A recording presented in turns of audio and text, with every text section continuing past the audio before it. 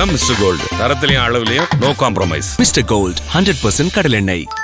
GT Holidays. GT Holidays, South India's #1 travel brand. IBC Tamil நேயர்களுக்கு வணக்கம். இன்றைய நேர்காணல் நம்மோடு மூத்த பத்திரிகையாளர் திரும்ப லட்சுமி சுப்ரமணியம் இணைந்திருக்கார். பேசலாம். வணக்கம். நான் இருக்கிறதே எல்லாரும் மறந்துட்டீங்களே அப்படின்னு சொல்லிட்டு இருந்த சசிகலா வந்து நான் இங்கே தான் இருக்கேன் அப்படின்னு சொல்கிற மாதிரியான ஒரு விஷயத்தை வந்து பண்ணியிருக்கிறாங்க. அதுக்கு அவங்க சூஸ் பண்ண இடம், அங்கே பேசின விஷயங்கள், இதெல்லாம் வந்து என்ன மாதிரியான தாக்கங்களை ஏற்படுத்தும்னு நினைக்கிறீங்க? சசிகலா ரொம்ப தாமதமாக தன்னுடைய நிலைப்பாடை அறிவிப்பதற்காக வெளியில் வந்திருக்காங்க. இவ்வளவு தாமதமாக வந்திருந்தாலுமே சசிகலாவினுடைய நேற்றைய பேச்சு, இனி அடுத்தடுத்து சசிகலாவினுடைய நடவடிக்கைகள், இது எல்லாமே ஒரு மிகப்பெரிய தாக்கத்தை அல்லது ஒரு தாக்கத்தை ஏற்படுத்தும் அதிமுகவுக்குள்ளாக. அதிமுகவினுடைய வாக்குகள் தென் மாவட்டங்களில் பெரும்பாலும் இது ஒரு காரணமாக இருக்கலாம். ஏடிஎம்கேவோட ஓட் பேங்க்கு கொஞ்சம் நீங்கள் வந்து ரொம்ப பெரிய அளவில் ஸ்விங் ஆகணும், தோல்வியை மட்டுமே நிர்ணயிக்கிறதா இருக்கணும்னுலாம் நான் சொல்ல. ஒரு 2லேருந்து 3% வாக்குகள் கூட இந்த பகுதிகளில் எல்லாம் மாறலாம்.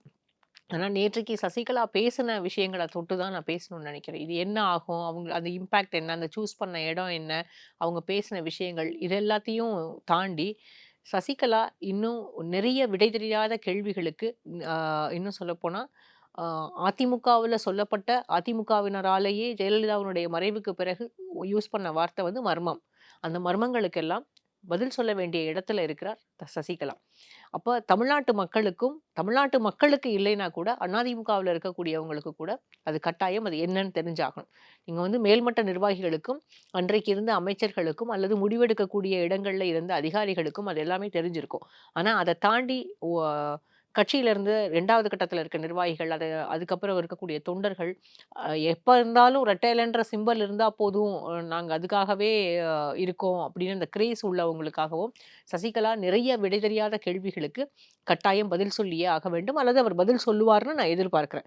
ஏன்னா இப்போ வந்து சசிகலா நேற்றைக்கு அவங்க என்னெல்லாம் பேசுனாங்களோ இது எல்லாமே வந்து 2021 தேர்தலப்போ அவங்க வந்து நான் வந்து ஒதுங்கி இருக்கிற அரசியல்ல இருந்துன்னு சொல்கிறாங்க. அவங்க ஒதுங்கின ஒரு சில மாதங்களில் அப்போ வந்து கோவிட் லாக்டவுன், அப்போ அந்த லாக்டவுனில் கிட்டத்தட்ட ஒரு 4-5 நாட்களுக்கு தொடர்ச்சியாக ஒரு நாளும் ஒரு 4லேருந்து 5 மணி நேரம், மேக்ஸிமம் 7 hours அவங்களோட நான் வந்து தனிப்பட்ட முறையில் நிறைய பேசியிருக்கேன். அப்போ அவங்க என்கிட்ட சொன்ன விஷயங்கள் இதுவரைக்கும் அவங்க வந்து வேற எங்கேயுமே பகிர்ந்துக்கிட்டது இல்லைன்னு நினைக்கிறேன். அவங்க அன்னைக்கு கேட்டுக்கிட்டதுனால அதை வந்து நான் பதிவு பண்ணல, எழுதலை. ஆனால் ஜெயலலிதாவோடு இருந்த சசிகலா தன்னுடைய நாட்கள் எப்படி வந்து ஜெயலலிதா முடிவுகளை எடுத்தார், அல்லது ஹாஸ்பிட்டலில் இருந்த டேஸில் வந்து அந்த 75 நாட்கள் எப்படி இருந்தது, கடைசி நிமிடங்கள் ஜெயலலிதாவுடைய கடைசி நிமிடங்கள் என்னவாக இருந்தது, என்ன முடிவுகள் எடுத்தாங்க, அப்படி அந்த மாதிரி விஷயங்கள் எல்லாத்தையும் அவங்களோட பெர்மிஷனோடு நான் எழுதினேன். ஆனால் சசிகலா அன்றைக்கு என்கிட்ட சொன்னது, நேற்றைக்கு அவங்க பேசுனதுனால அதெல்லாம் தொட்டு பேசணும்னு நான் நினைக்கிறேன். அன்றைக்கு என்கிட்ட சொன்னது, பரப்பநாகரகாரா பிரிசனில் தனக்கு கோவிட் வந்ததுக்கு, அதாவது கடைசியில் ரிலீஸ் ஆகிறதுக்கு முன்னால் பிரிசனில் வந்து அந்த அவங்களோட பீரியட் முடியும் போது அதுக்கு ஒரு 20-25 நாளுக்கு முன்னால் தான் அவங்களுக்கு வந்து கோவிட் வந்துடுது. அவங்க என்கிட்ட சொன்னது வந்து அன்றைக்கு எனக்கு இருந்த சூழல் எப்படின்னா, கட்டாயம் வந்து கோவிட் வந்து உயிரை குடிச்சிட போகுது அப்படின்ற மாதிரி தான் ஒரு மனநிலை இருந்தது. ஏன்னா இமீடியட்டான ட்ரீட்மெண்ட் ஆப்ஷன்ஸ் எதுவுமே கிடைக்கல, ட்ரீட்மெண்ட்டுக்கான வாய்ப்புகளே கிடைக்கல. அடுத்தது எங்களை வந்து ஆம்புலன்ஸில் கூட்டிகிட்டு போவாங்களா என்ன அப்படின்னே தெரியல. நாங்கள் கேட்ட விதமான, அதாவது இளவரசியும் சரி சசிகலாவும் சரி, அவங்க கேட்ட மாதிரியான உதவிகள் எதுவுமே அங்கே கிடைக்கல. ஏன்னா நீங்கள் வந்து பிரிசனாக இருந்தாலுமே சிலதெல்லாம் எழுதி கொடுத்து வாங்க முடியும். ஆனால் இங்கே இருந்த சில அதிகாரிகள், எடப்பாடி பழனிசாமிக்கு வேண்டிய சில அதிகாரிகள் அங்கே பிரிசனில் இன்ஃப்ளூயன்ஸ் பண்ணதாக தான் அன்றைக்கி என்கிட்ட சசிகலா பதிவு பண்ணாங்க. அப்போது சொல்லியிருக்காங்க. அதில் வந்து அவங்க சொன்ன ஒரு முக்கியமான விஷயம் என்னென்னா, நான் வந்து ஹாஸ்பிட்டலுக்கு போன பிறகு எனக்கு அங்கே ட்ரீட்மெண்ட்டே ஸ்டார்ட் பண்ணல, மருந்து கொடுக்கல, எதுவுமே இல்லை, ட்ரீட்மெண்ட்டும் ஸ்டார்ட் பண்ணல. ஆனால் நான் என்ன பண்ணேன், எப்படியாவது எனக்கு ஒரு கிரிட் இருந்தது, எப்படியாவது நான் வந்து திரும்ப தமிழ்நாட்டுக்கு வந்துடணும், வந்து நான் வந்து சொல்ல வேண்டிய விஷயங்களை மக்கள்கிட்ட சொல்லணும், திரும்பவும் அரசியலுக்கு வரணும், அதிமுக கட்சியில் இருக்கக்கூடிய சில குழப்பங்களுக்கு, அக்காவுக்கு பிறகு ஏற்பட்ட குழப்பங்களுக்கெல்லாம் நான் பதில் சொல்லணும்னு நான் நினச்சேன். இது அவங்க சொன்ன வார்த்தைகள், அதை தான் நான் சொல்கிறேன். பதில் சொல்லணும்னு நான் நினச்சேன். அதனால் நான் என்ன பண்ணேன்னா, கை ரெண்டையும் இப்படி விரித்து வச்சுக்கிட்டு குப்புறப்படுத்திட்டேன் நான். தொடர்ந்து, ஏன்னா மூச்சு விடணும், ஆனால் அந்த சுவாசிக்க முடியணும், அந்த பிரெத்தை வந்து கண்ட்ரோல் பண்ணாமல் இருக்கணும், சுவாசிக்கணுன்றதுக்காக நான் வந்து குப்புறப்படுத்திக்கிட்டேன். ஸோ என்னோட அந்த ஒரு கிட்டத்தட்ட ஒரு 7-8 மணி நேரத்துக்கு பிறகு அந்த ட்ரீட்மெண்ட் ஸ்டார்ட் பண்ணதுக்கு பிறகும் அதை நான் கண்டினியூ பண்ணதுனால தான் என்னால் அவ்வளோ சீக்கிரம் பிழைச்சி வர முடிஞ்சதுன்னு சசிகலா பதிவு பண்ணாங்க. சாரி,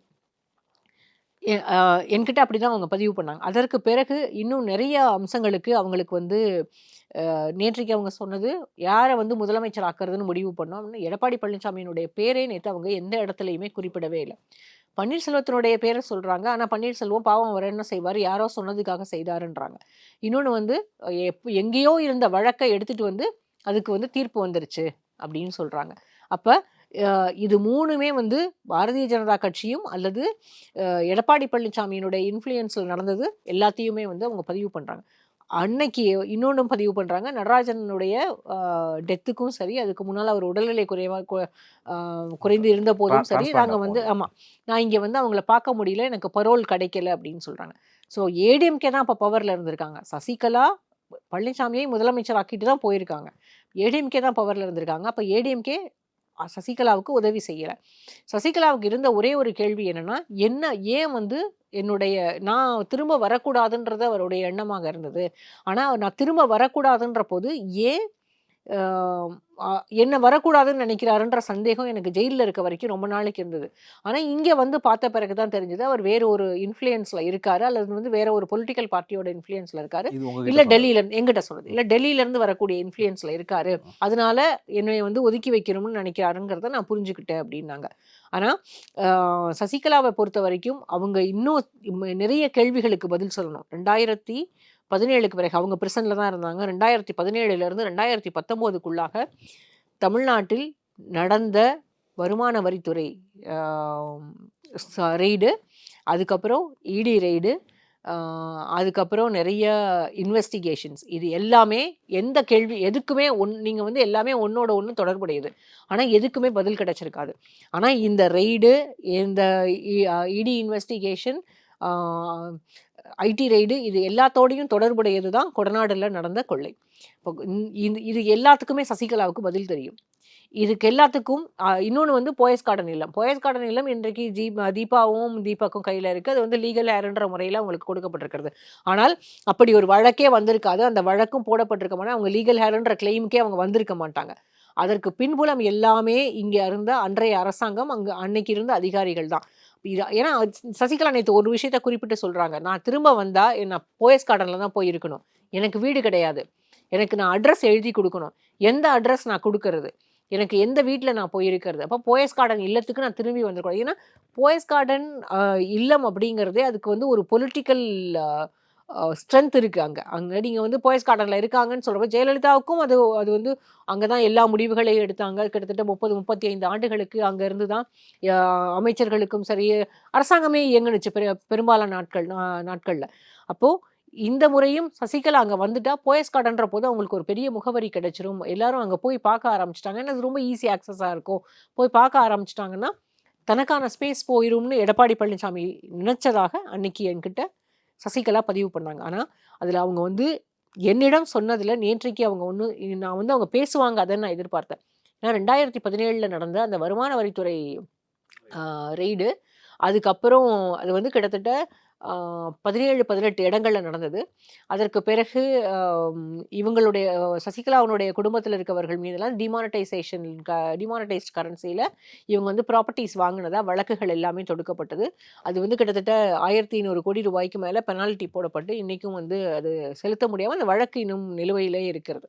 அப்போ இவ்வளோ பெரிய ரெய்டு நடத்துறதுக்கான காரணம் என்னன்றது சசிகலாவுக்கு தெரியும். அன்னைக்கு அந்த ரெய்டு நடந்ததில் கிட்டத்தட்ட 1800 வண்டி பக்கம் அன்னைக்கு ஆஃபீஸர்ஸ் வர்றதுக்காக தமிழ்நாடு முழுக்க வந்து வாடகைக்கு எடுக்கப்பட்டது. ஆனால் சசிகலா என்கிட்ட பதிவு பண்ணது, அன்னைக்கு ரெய்டு நடத்தின அல்லது அந்த ரெய்டு நடத்தின டீமோட போன ஆஃபீஸர்ஸில் பெரும்பாலானவர்கள் ஆல்மோஸ்ட் 90% வந்து சேலத்திலிருந்து கோயம்புத்தூர் வரைக்கும் இருக்கக்கூடிய அந்த பகுதிகளில் இருந்து வந்தவங்க தான் அப்படின்னு. அப்போ அங்கேருந்து வந்தவங்க தான் அப்படின்றத என்கிட்ட பதிவு பண்ணாங்க. அப்போது இது மாதிரியான விஷயங்கள்ல அவங்க திரும்ப ஓப்பன் அப் பண்ணுவாங்க அப்படின்னு நான் நினைக்கிறேன். என்னென்னா இதில் அவங்க வந்து பிஜேபியை நேற்றுக்கு நேரடியாக எதுவுமே சொல்லலை. நான் தனி கட்சின்னு சொல்லிட்டாங்க. எடப்பாடி பழனிசாமியை பேர் சொல்லாமல் வந்து அவர்தான் காரணம்னு சொல்கிறாங்க.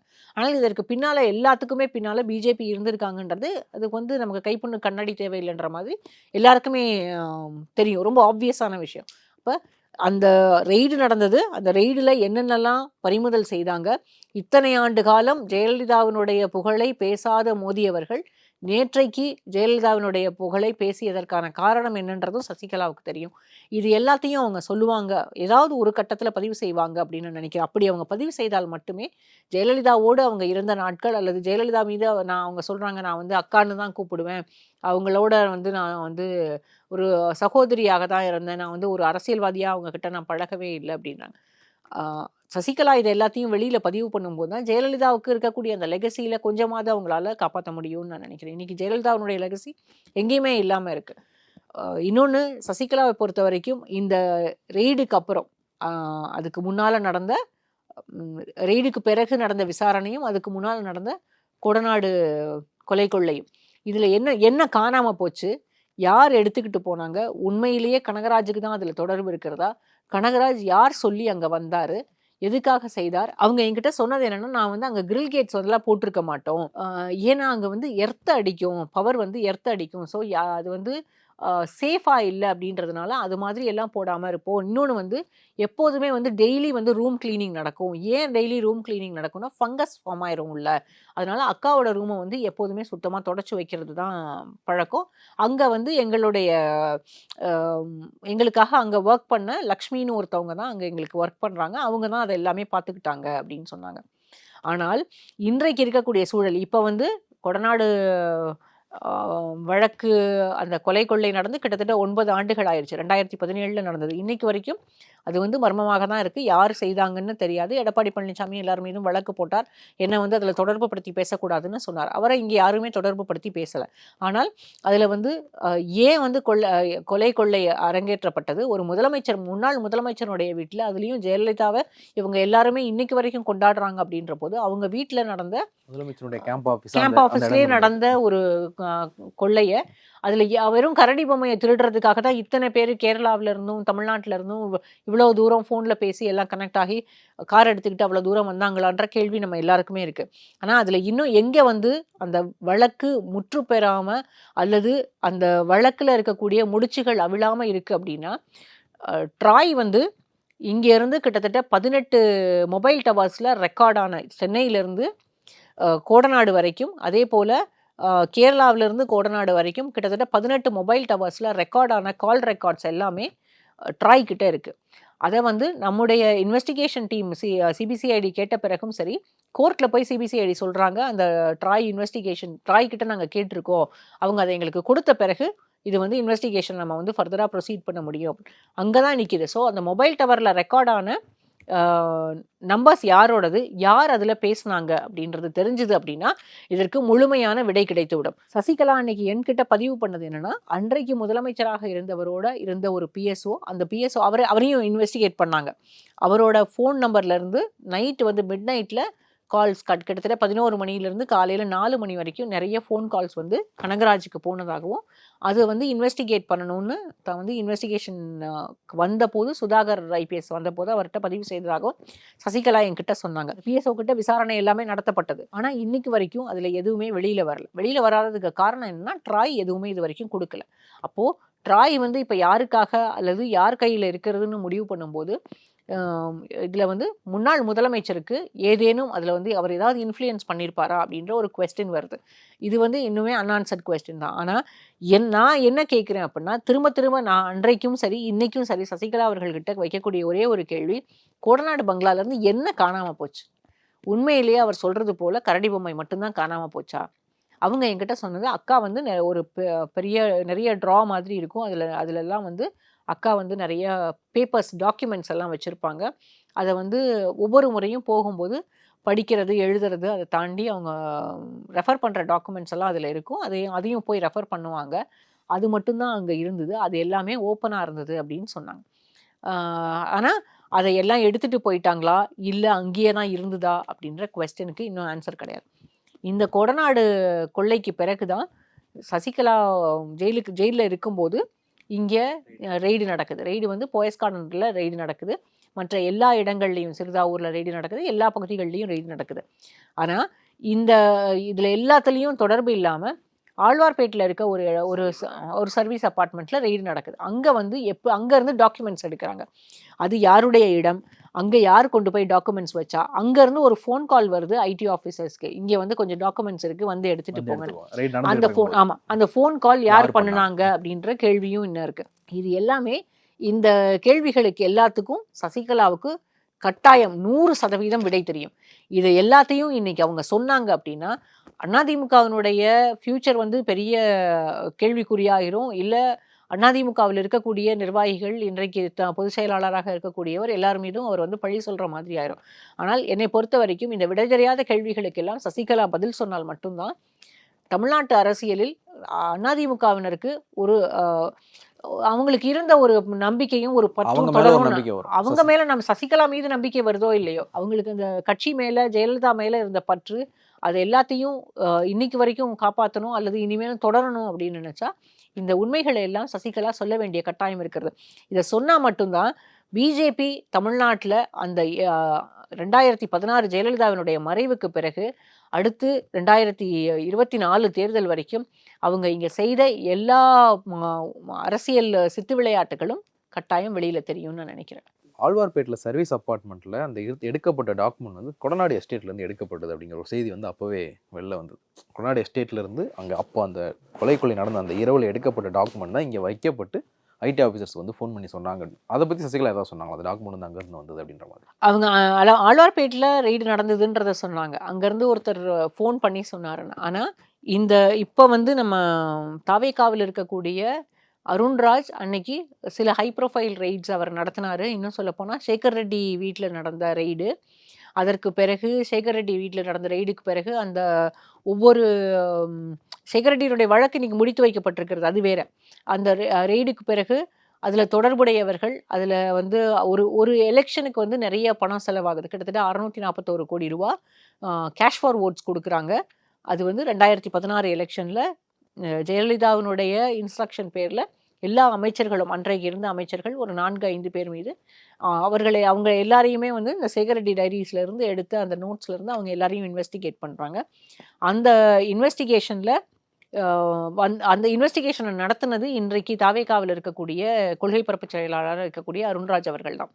அருண்ராஜ் நடத்தின இன்வெஸ்டிகேஷனில் வந்து அவர் வந்து கிட்டத்தட்ட சரத்குமாருக்கும் சரி, அடுத்தது நத்தம் விஸ்வநாதன், வைத்தியலிங்கம் போன்றவர்களுக்கு எல்லாருக்குமே வந்து அவங்க வந்து நிறைய குவரிஸ் அனுப்புனாங்க. அதுக்கப்புறம் அவங்க எல்லாரையுமே என்கொயரும் பண்ணாங்க. அப்போ இதில் வந்து அருண்ராஜ் அதற்கு பிறகு அதிமுகவில் 2021 தேர்தலில் ஓமலூரில் கண்டெஸ்ட் பண்ணணும்னு சீட்டு கேட்டதாக அன்றைக்கு தகவல்கள் இருந்தது. அதை வந்து எனக்கு சசிகலா உறுதி பண்ணாங்கலாம் நான் சொல்ல. அருண்ராஜ்க்கு இதில் ஒரு ரோல் இருந்தது.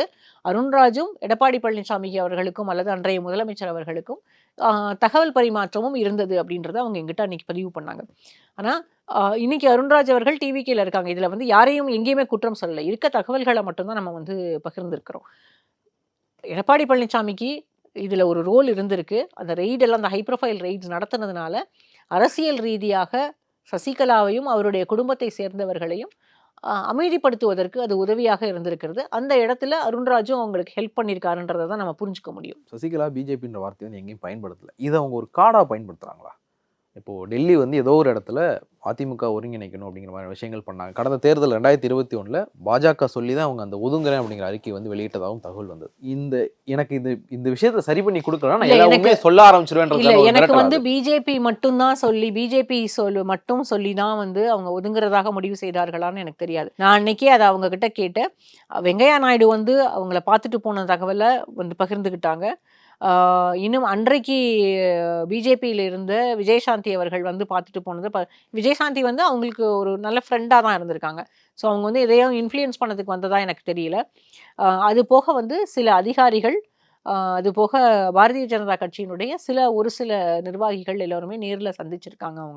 அவங்க ஒதுங்குவதாக முடிவெடுத்தது பாஜகவினுடைய அழுத்தத்தினால் மட்டுமல்ல, அதில் எடப்பாடி பழனிசாமிக்கும் அன்றைக்கு இருந்த அதிமுகவுக்கும் ஓபிஎஸும் இருந்திருக்காரு, இபிஎஸும் இருந்திருக்காரு. இன்னும் இன்னைக்கு வந்து அங்கே பவர்ஃபுல்லாக இல்லாதவர்கள் கூட அங்கே இருந்திருக்காங்க. இவர்கள் எல்லோருக்குமே அதில் வந்து ஒரு ரோல் இருந்திருக்குன்றது தான் நான் அன்றைக்கி சசிகலா கிட்ட பேசுனதில் நான் புரிஞ்சுக்கிட்டேன். ஸோ அவங்க இன்னும் நிறையா இந்த விஷயங்கள்ல எல்லாத்துலேயும் ஓப்பன் அப் பண்ணு. இப்போ வந்து சமீபத்தில் டிடிவி தினகரன் நடத்தின ஒரு ப்ரெஸ் கான்ஃபரன்ஸில் கூட இதே கேள்வியை தான் நான் கேட்டேன். ஏன் சசிகலா வந்து ஒதுங்கணும்னு முடிவு எடுத்தாங்க? ஏதேனும் அழுத்தங்கள் இருந்ததா? அழுத்தங்கள் இருந்தது. அவங்க எல்லாருமே அழுத்தம் கொடுத்தவர்கள் எல்லாருமே இன்றைக்கும் இங்கே தான் இருக்காங்க. அது வந்து நீங்கள் சசிகலா கிட்ட தான் நேரடியாக கேட்கணும் அப்படின்னு அவர் சொன்னார். இப்போ இது வந்து ஒரு கண்டிப்பாக வந்து ஒரு விடை தெரியாத கேள்வி தான் திரும்பவும். இந்த கொஸ்டனுக்கு ஒரு பதில் கிடைச்சது அப்படின்னா அதிமுகவுக்குள்ளே இருக்கக்கூடிய அந்த இன்ட்ரிகசிஸும் அங்கேருந்து யார் டிசிஷன் எடுத்தாங்க, பிஜேபியோட இன்ஃப்ளூயன்ஸ் அங்கே எவ்வளோ தூரம் இருந்ததுன்றதை நம்ம எல்லாராலையுமே வந்து ரொம்ப தெளிவாக புரிஞ்சிக்க முடியும் அப்படின்னு நினைக்கிறேன். சசிகலாவை பொறுத்த வரைக்கும் இப்போ வந்து பிஜேபி அவங்களுக்கு ஸ்பேஸ் இல்லைன்றதை முடிவு பண்ணிட்டாங்க. தனி கட்சி ஆரம்பித்தாலும் சரி, இல்லை கூட வெளியில் இருந்து நான் வந்து உள்ளே வந்து அதிமுகவுக்குள்ளே மீண்டும் வரணும்னு சொன்னாலும் சரி, பிஜேபி அதற்கு தயாராக இல்லை. பாரதிய ஜனதா கட்சி இன்னும் வந்து அந்த அவங்க 2 பேருக்கு இடையில சமரசம் பேசி உள்ளே சேர்த்து வைக்கிறதுக்கான வேலைகளை இப்போ செய்ய போகிறதில்லை. ஏன்னா ஏடிஎம்கே மட்டும் எடப்பாடி பழனிசாமி மட்டும் இருந்தால் போதும், கூட தினகரன் வந்ததுனால நமக்கு கிட்டத்தட்ட சவுத்தில் வந்து ஓட்ஸ் வாங்க முடியும் அப்படின்றது தான் பிஜேபியினுடைய எண்ணம். ஆனால் பாரதிய ஜனதா கட்சிக்கு முழுமையாக தெரியும், இப்போது சசிகலாவை சேர்க்க போகிறதில்ல, சேர்த்தாலுமே நமக்கு வந்து எந்த விதமான பயனும் இருக்க போகிறதில்ல அப்படின்றது அவங்களுக்கு தெரியும்.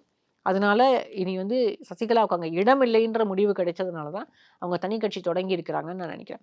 அதனால் திமுகவோடு கூட்டணியில் செல்வதற்கோ அல்லது அதிமுகவோட கூட்டணியில் செல்வதற்கோ அல்லது தாவேகாவோட கூட்டணியில் செல்வதற்கோ எந்த வாய்ப்புகளுமே இல்லை. நீங்கள் அடுத்து அந்த கேள்வி தான் கேட்பீங்கன்றதுனால நான் இப்போயே சொல்லிடுறேன்.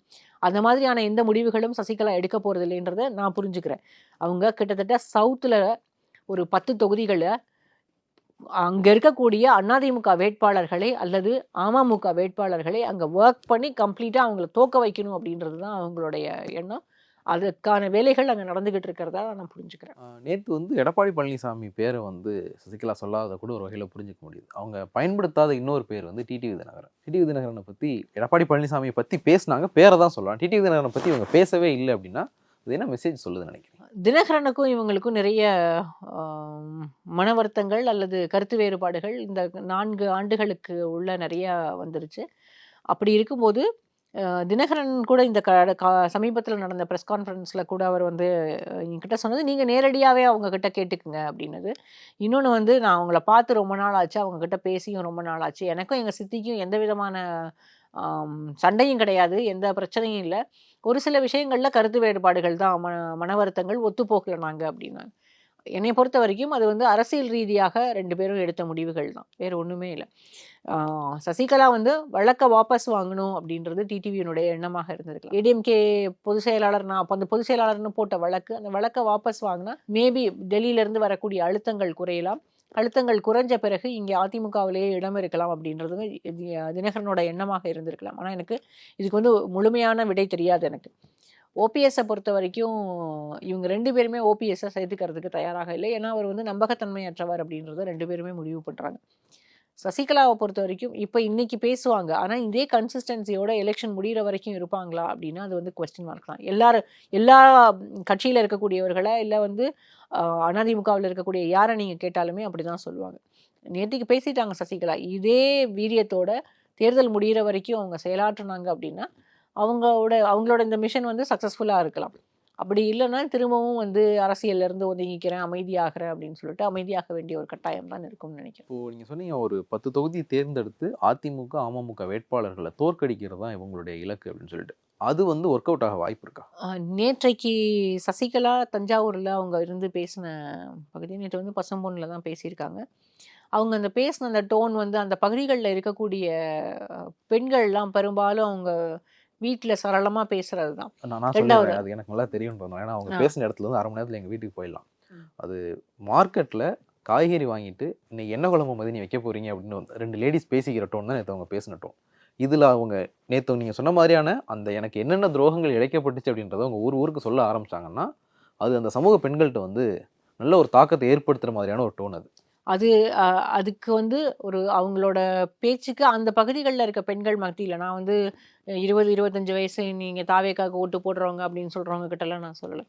ஒரு 40 வயதை தாண்டிய பெண்கள்கிட்ட ஜெயலலிதா மேலே ஒரு கிரேஸ் இருந்திருக்கும்ல, அவங்களுக்கு எல்லாருக்குமே இது வந்து சசிகலா பேசுனா ஏதோ ஒரு விதத்தில் எடுபடும். அது வாக்குகளாக மாறுமா இல்லையா, அது வந்து அதிமுகவை நோக்கி கேள்வி கேட்பார்களா, அதெல்லாம் நான் எதுவுமே பேச வரல. இது வந்து ஏதோ ஒரு விதத்தில் ஒரு ஸ்விங்கை ஏற்படுத்தும், அதில் ஒரு தாக்கம் இருக்கும் அப்படின்றத தான் நான் புரிஞ்சுக்கிறேன். சசிகலாவுக்கு அதுதான் நான் சொல்கிறேன், அவங்கள்ட்ட அந்த கன்சிஸ்டன்சி கிடையாது. இன்றைக்கி என்ன செய்கிறாங்களோ அதையே நாளைக்கும் செய்யணுன்றது இல்லை. அவங்க வந்து ஏதோ ஒரு நேரம் மட்டும் பேசிட்டு அப்படியே அமைதியாயிடுறாங்க. இந்த முறை அதை வந்து இப்போ கையில் எடுத்திருக்கிறத தொடர்ந்து செஞ்சாங்க அப்படின்னா அதற்கு அவங்களுக்கு ஏதோ ஒரு விதத்தில் ஒரு வெற்றி கிடைப்பதற்கான வாய்ப்புகள் இது ஒரு பலன் கிடைக்கலாம். பார்க்கலாம் மேடம். அவங்க நீங்கள் சொன்ன மாதிரி வந்து நிறைய உண்மைகள் வந்து அவங்க இன்னும் பேச வேண்டியிருக்கு. பேசுகிறாங்க அப்படின்னு பொறுத்து வந்து பார்க்கலாம். இணையம் கற்றுக்கு மிக்க நன்றி. மற்றும் நிகழ்ச்சி சந்திக்கலாம். நன்றி, வணக்கம். அதான் மிஸ்டர் கோல்டு, தரத்திலையும் அளவுலையும் நோ காம்ப்ரமைஸ். மிஸ்டர் கோல்ட் 100% கடலெண்ணெய். VGT Holidays. GT Holidays, South India's #1 travel brand.